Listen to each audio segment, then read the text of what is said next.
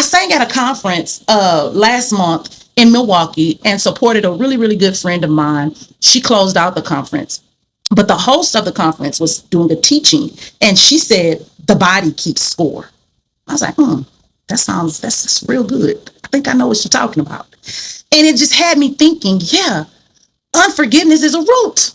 Because anyone that I thought I had forgiven on that job who hurt me, I felt it in my gut. So when they would come up, their name or whatever would come up, I felt it in my gut. I felt it in my nervous system, right? So it was so good to hear that, because back then I had asked God, after forgiving them, why do I still feel this when their name comes up, or when I see them, or whatever the case, or when I receive an email from them? Why does this come, up?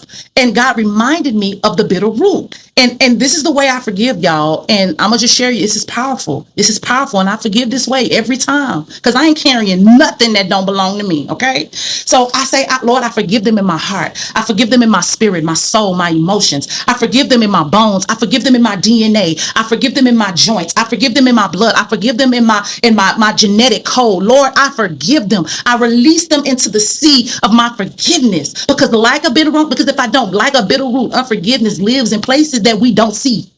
It'll live in places we don't see.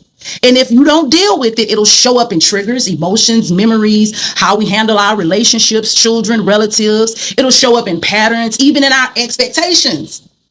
So I'm preaching real good right now. So I need you to turn to your neighbor and say, I have to forgive.